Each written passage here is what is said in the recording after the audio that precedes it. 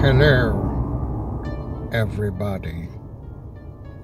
You have arrived on a strange 24-hour period at some point. And we'll see how it goes. This is going to be a webisode, I guess you would call it, dedicated to horror records. That's really about all I can say about it up front. We'll just have some fun with that, and let's go ahead and get started.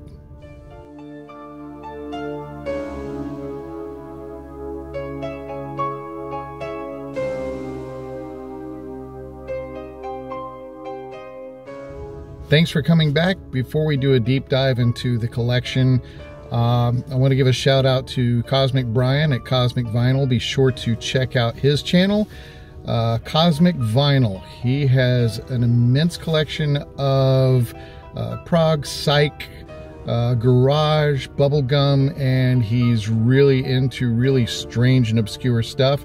So he's been covering some very weird things as well. And the guy's a lot of fun and very knowledgeable. So be sure to go check out Cosmic Brian's channel, Cosmic Vinyl. Also, music that is in this webisode, I guess you could call it, is my own. It's from quite a while ago, though I do have a new work in progress. If you want to check out more of the instrumental stuff and the stuff that appears in this video, my other channel where I have some of my music posted is just Docion, D-O-C-I-O-N, and I'll make sure to leave that in the description below. Also, I've launched a third channel at the moment, and it's called Weird Spins Radio. I've collected old-time radio for years and years and have somewhere in the neighborhood of probably 5,000 or 6,000 broadcasts. If you hop over there, I've begun posting just for fun some of the old-timey shows. And if you like spooky stuff, yeah, there's a lot of spooky stuff over there already, because that tends to be where I favor things. I'm going to have a little bit of comedy, a little bit of variety, a little bit of adventure, but mostly it's the horror and thriller stuff that's up there. So you'll find Lights Out, Suspense, The Witch's Tale, The Hermit's Cave, things like that all over the place over there. So that's Weird Spins Radio, and it's a separate channel from this one, Weird Spins. And I'll see you over there. All right, let's get started. Okay, so here, as before mentioned in another video, we have the chilling, thrilling sounds of the haunted house, probably one of the most famous horror records of all time. And this companion to it has an entirely different recording with the same catalog number and title, simply saying new on the cover. This is not a 7-inch storyteller. This was a gift from Alex Ojeda, a remarkably gifted and talented artist who reproduced that 7-inch edition for me as a gift, and included a CD burn with a really brilliantly reproduced label of the 7-inch on the inside. So this is probably one of a kind. If not, then probably limited to 2 or 3 of a kind. This is a commercially released anniversary edition CD of the LP version of the Storyteller of the Haunted Mansion that I bought as a park exclusive compact disc. So it reproduces the book as well as the recording of the full album. The album itself in 12-inch format is available again. And finally, we have a soundtrack for the Haunted Mansion itself, the attraction, on a recently released 12-inch picture disc. And it's a really, really nice edition, so worth having just for a listen. This is not a particularly exciting sound effects album, but it's decent, and I think it's a Pickwick-related one. I got it inexpensively, and it's a pretty old one. It was in really nice minty condition, and it's a fun listen. Not a lot that I know about it. This one is from A&M and has some really, really classic cool stuff about it, including a gas station attendant character who's been sort of resurfaced in centuries of storytelling. You know, Crazy Ralph and Friday the 13th. It's got a death curse. And this guy's basically, you don't want to go up to that house. It's a deadly place up there. It's got spooks and spirits and haunts. You know, same thing that warning people away from Dracula's castle. Pickwick, famous ghost stories with scary sounds. Brilliant album. Probably the album I would recommend most among holiday fair type Halloween record albums, I guess you could say. Has great storytelling. 3 of the stories were reproduced and reissued on a series, here we go, of cereal box records that were published and printed on the boxes of Honeycomb cereal. In the upper right corner, you can see the 3 stories that were available. The Miser's Gold. First we saw Sleepy Hollow. The last one is The Hitchhiker. Hitchhiker is down there with the guy's coat hanging out of the grave. And in the bottom corner is where you would find which record number it is, so you know which story, because they all 3 have the same artwork.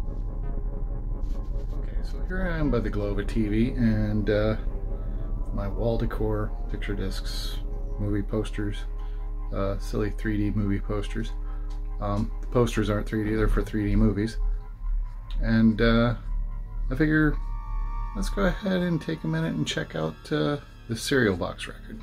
I think we can get away with that, even though it was on the Mr. Pickwick label on an initial release and everything, because they kind of gave it away on the backs of who knows how many millions of cereal boxes back in the day.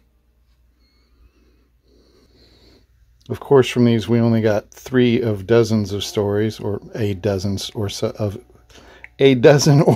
stories.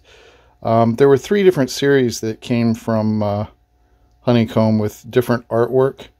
This one, all 3 came from that particular album. I know that one of them, none of the stories did, and I don't know if they're from another album or not. Hoping I got this lined up right. For some people, a dare just can't be turned down. Little Charlie was like that. How he got to be 8 years old, I'll never know, because he was always doing fool things that other fools thought up for him. One rainy night, we were huddled in the leaky shed that my father had nailed together, and we got to talking about the miser's gold. Little Charlie said, I don't believe that old story. I think he was just a lonely old man, and he didn't have any gold at all. Just to argue, I said, if he didn't have any gold, then why did some people think he did? Because some people are just as dumb as you are, and so are all the people who say his ghost haunts the old house. I don't believe in ghosts, and even if there were any... He's going to encounter a ghost. Anyway, it gives you an idea that the sound quality on these things for what they were really isn't very terrible at all. And tends to hold up pretty well, as I recall as a kid. I played these things into the ground and they held up for a very, very long time, as long as they were kept flat and well cared for. Here we have the artwork for the other 2 series that Honeycomb Cereal put out of ghost stories. Each of these were just series of 3 records released on individual years, different years from each other. These are from the Monster Cereals collection. 3 different stories were released here. Of course, they're more fun and lighthearted, and I may actually put those on the channel later on. They also put out this CD, a full album of kids show related music from cartoons and things, characters, and as well as the cereal monsters, and it's a lot of fun. How great is that? A cereal box CD. Okay, this beauty is on the Terror Vision label. And I really have to admire the work that went into it. The soundtrack was almost destroyed from just age. There was oxygen rot to the tape source, which was actually a 4-track cassette. And they went through some tedious process of baking it to get one good play and remix it. Beautiful gatefold sleeve with extensive liner notes. And this was a very limited edition on a sort of a purpley marbled vinyl. Kind of difficult to see the pretty marbling in this, but it's got sort of blue smears throughout and some lighter colors here and there. Great soundtrack, some awesome, very 80s style nostalgic songs. It's an omnibus movie in the style of Creepshow, but with a much stronger sense of humor. Probably helped to launch the career of Scott Valentine. It's almost on a Trauma Films kind of budget. Not the song soundtrack from Walmart, but I have that one too, with white vinyl, marshmallow vinyl. This is the actual Elmer Bernstein complete orchestral score, and it's the Slimer Green edition on Sony. Again, a beautiful gatefold with a nice little bonus fold out. The discs on this one not only sound great, they're just beautiful. Look at that thing. He slimed it.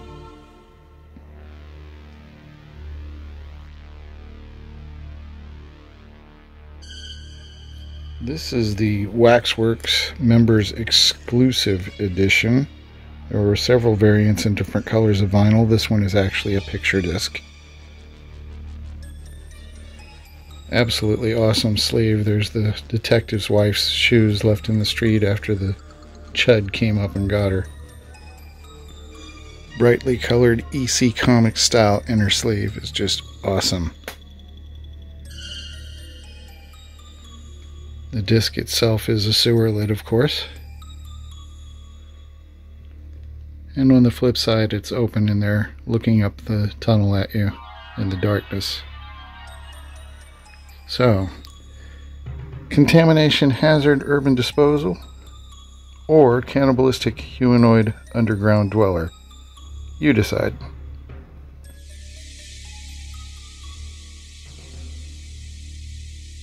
A personal favorite. This was a gift from the most important lady in my life. This is soundtrack to what is not the most famous Lucio Fulci film, but probably the most infamous, because it's comprised of shocking scenes from a combination of 9 or 10 films. I can't remember how many exactly that he either directed or produced at the end of his career, or near the end of his career. And it's basically all of the shock scenes strung together, with him depicted as a director going mad, playing himself. And so the gatefold image of Lucio is mind melding into a piece of bloody celluloid film stock.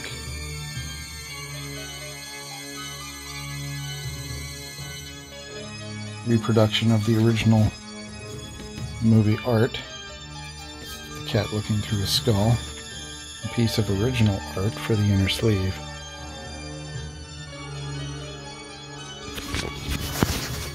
Most copies were on black vinyl, but this is one of 300 that were randomly inserted for distribution on brain-colored vinyl.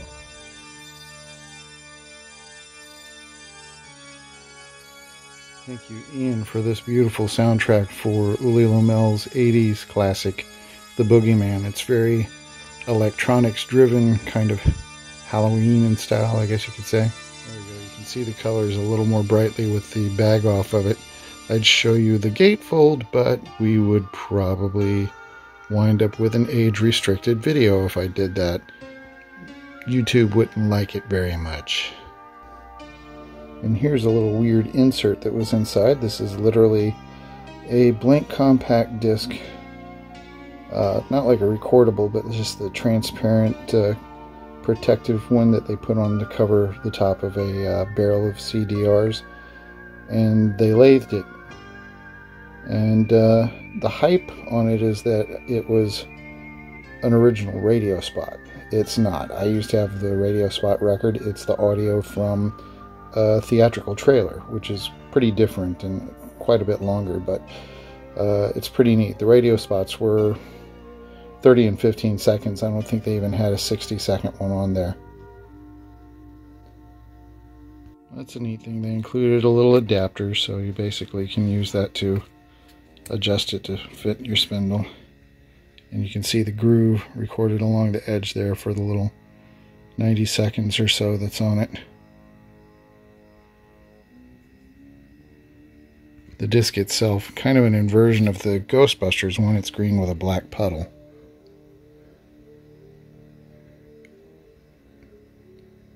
And this record sounds spectacular. It's a really nice press.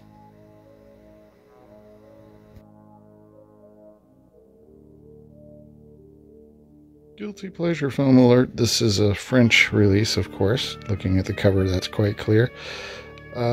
Jean Rollin's Zombie Lake, which was very obviously completed by Jess Franco. It just has the Franco look, the Franco cast.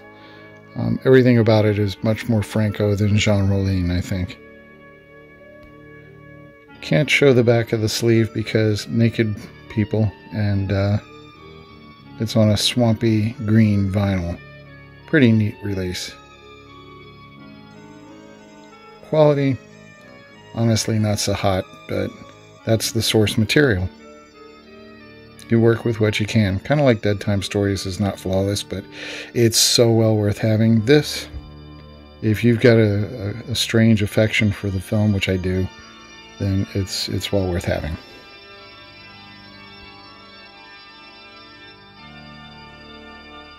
Love this one. Love the happy-go-lucky little pop songs on it. Love everything about it. Anna and the Apocalypse. This could have been the next Rocky Horror. A zombie musical Christmas movie. I swear I'm not making that up. And I've seen plenty of red splatter vinyl for blood splatter. This one actually looks almost like it's got fingerprints or handprints in it. It's a trip.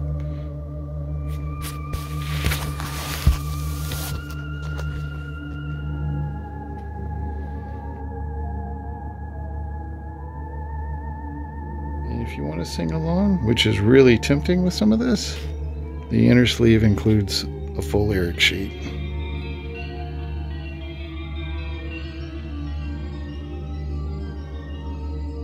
From the Philippines, we have part of the Blood Island trilogy with Chlorophyll Monster, Mad Doctor of Blood Island. Hype was that when you showed up at the movie, they would give you a vial containing green blood, which was Kool-Aid or something, and you drink that to protect yourself from the monster, so they put it on a green blood disc.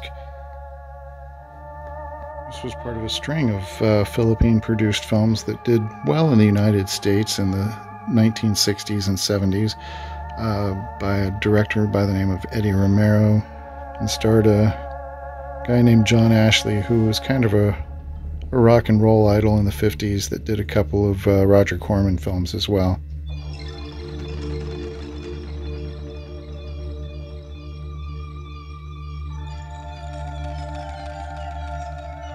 And this one's not an actual soundtrack, but I have a bunch of Fabio Frizzi stuff. Maybe I should have done a video just on that. This is another Frizzi Lucio Fulci related one. His concert tour. He tours with a band performing music from films that he composed the scores for Lucio Fulci, which include Zombie, also known as Zombie 2, Zombie 2, Zombie Flesh Eaters. Dawn of the Dead was released as Zombie throughout most of the world, and so Zombie was released as Zombie stateside, but was known as Zombie 2 in most other countries initially. Also The Beyond, Gates of Hell, which is known to most of the world as City of the Living Dead, and more commonly known by that here now as well, and a bunch of other stuff. And this time I think I'll end it on Fabio Frizzi, one of my favorite composers, and a very nice fellow to boot. I suppose next time when we do a horror video, because there will be more of these in the future, we'll include some rock and roll related things, some more rock and roll related horror things as well. This time it was kind of like the novelty Halloween and kids records and soundtrack albums, but there's a lot more than that to it if you really want to dive in. So we'll cover plenty more where that came from, because all things that are weird on Weird Spins. See you real soon.